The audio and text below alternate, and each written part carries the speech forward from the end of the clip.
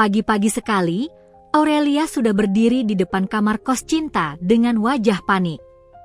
Sejak insiden di pesta pertunangan Dira, sahabatnya itu seperti menghilang.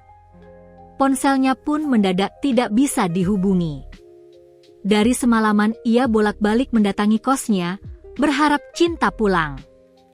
Tapi nihil.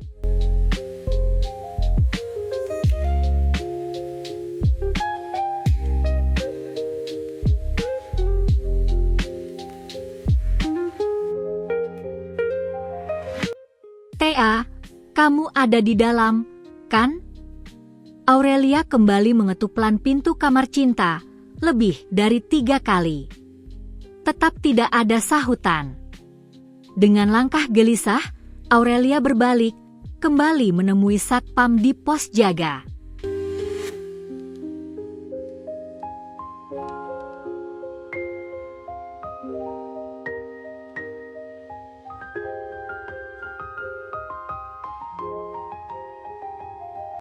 "Bapak yakin teman saya ada di kamarnya?"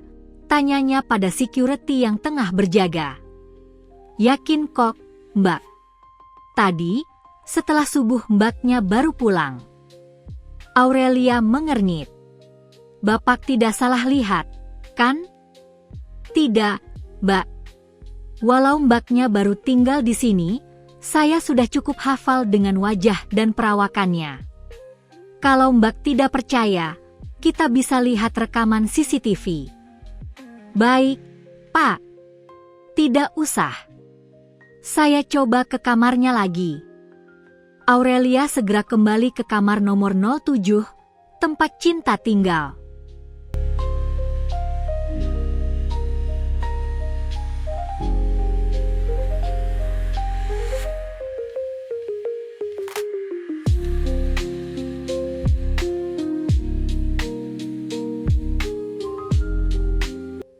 Belum sempat tangannya menyentuh daun pintu, terdengar suara kunci diputar dari dalam. Pintu terbuka. "Ya Allah, Tea!"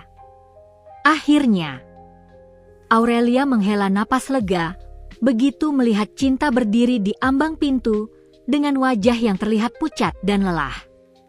"Kamu baik-baik saja, kan?" Cinta mengulas senyum tipis. "Apa aku terlihat tidak baik-baik saja? Aku tuh khawatir, tahu." Aurelia memasang wajah cemberut. "Ngobrolnya di dalam saja, yuk." Cinta menarik lengan Aurelia, lalu kembali menutup kamarnya.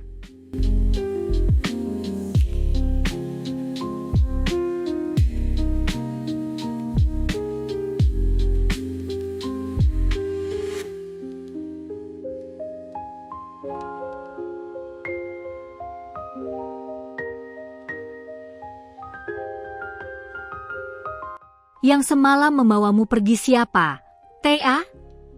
Kenapa aku tidak kenal dengannya?"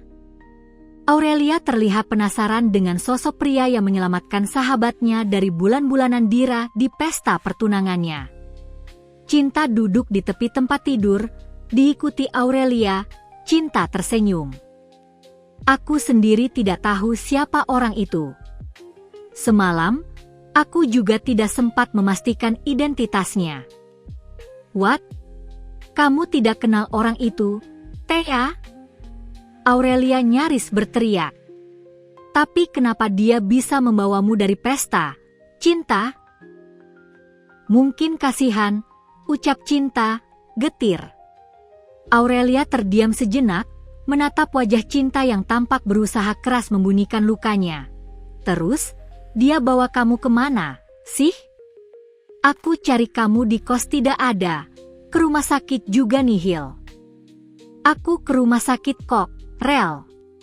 Tapi karena kecapean, aku tertidur di mobil orang itu." "Apa?" Kedua mata Aurelia membulat. "Kamu tidur di mobil orang asing, Tea?" Cinta mengangguk.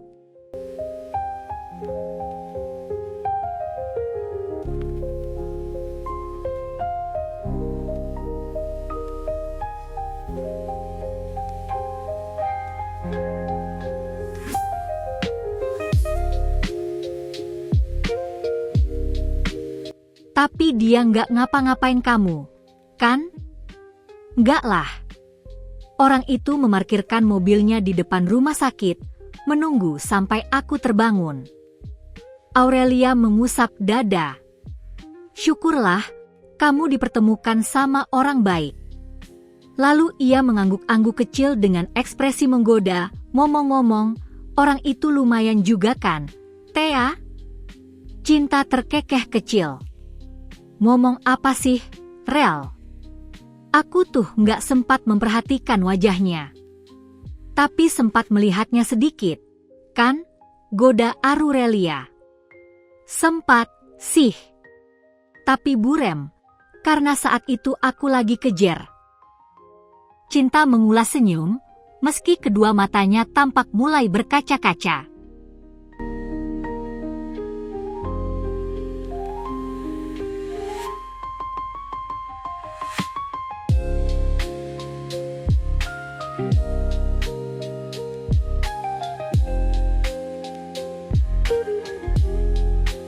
Kalau nangisnya belum puas, nangis lagi saja, Thea. Bahuku sudah siap menjadi sandaran. Aurelia meraih tangan Cinta, menggenggam erat. Dan tangis Cinta kembali luruh di pelukan sahabatnya.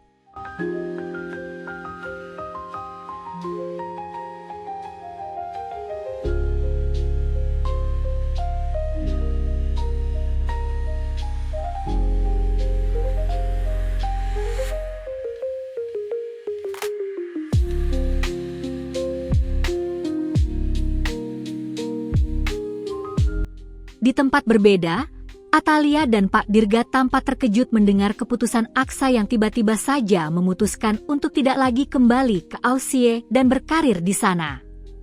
Sebagai gantinya, Aksa mengutarakan keinginannya untuk bekerja di salah satu rumah sakit milik kakeknya.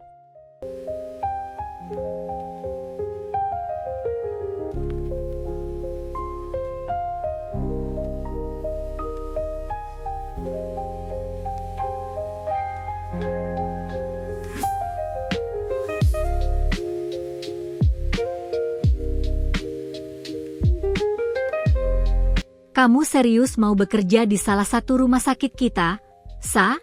Tanya Atalia, masih tidak percaya dengan keputusan putranya yang terkesan mendadak. Aksa mengangguk.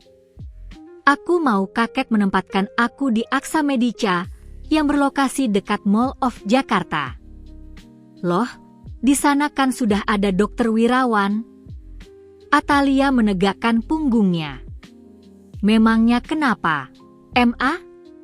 Ada masalah, kah? Atalia menggeleng, tidak ada, sih. Tapi tidak mungkin ada dua dirut, kan? Memangnya siapa bilang aku mau jadi dirut, MA? Atalia mengernyit.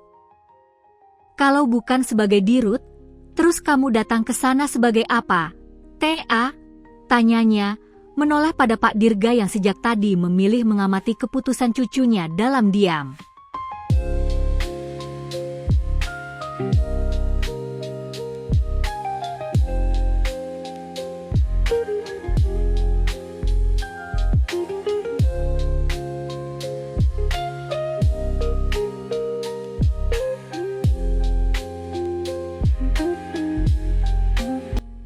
Aku mau datang di rumah sakit itu sebagai Dokter Satya, spesialis bedah, yang bekerja di sana sesuai kapasitasku sebagai dokter. Bukan yang lain. Atalia menatap putranya lama. Maksud kamu? Aku tidak mau siapapun tahu bahwa aku adalah Aksa Satya Danendra, cucu dari pemilik Aksa Medica. Di rumah sakit itu, aku hanya ingin dikenal sebagai Dokter Satya. Pak Dirga yang sedari tadi diam, akhirnya angkat suara. Siapa gerangan gadis itu? Sampai cucu kakek ini rela berpura-pura jadi orang lain? Tanyanya, tersenyum lebar. Maksud ayah? Atalia menoleh, bingung. Kamu tanya saja Aksa.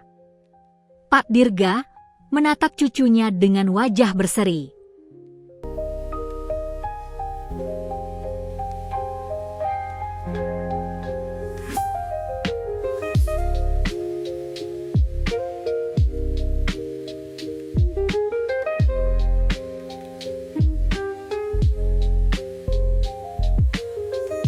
Langkah Aksa terlihat tegas saat memasuki lobi rumah sakit Aksa Medica yang akan menjadi tempat kerja barunya.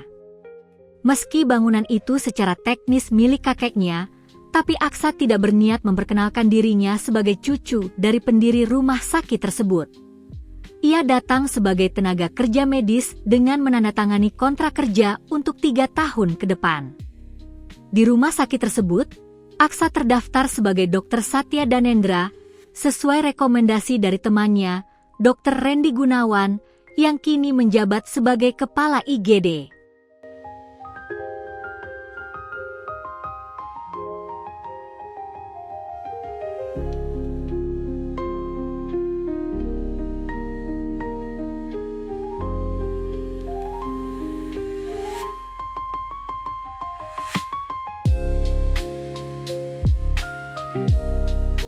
Satya. Bro, seru Dr. Randy begitu melihat Aksa muncul di ambang ruang staf medis. Mereka saling menepuk bahu, tertawa ringan layaknya kawan lama yang kembali bertemu. Gue masih gak percaya akhirnya lo kerja di sini juga. Randy tersenyum lebar. Gue penasaran, siapa sebenarnya sosok yang sudah bikin lo ninggalin karir di Aussie? Jangan berisik. Aksa membekap mulut Dr. Randy. Oh, oke. Randy mengangkat kedua tangannya. Rahasia aman, bos. Sambungnya, sambil memperagakan tangan mengunci mulut. Kemudian, Randy mengantar Aksa berkeliling rumah sakit, memperkenalkannya pada beberapa rekan dokter dan staf medis. Tak sedikit dari mereka yang terpantau mencuri pandang, mengagumi sosok Aksa yang diperkenalkan Randy sebagai dokter lajang dan tengah mencari calon pendamping hidup.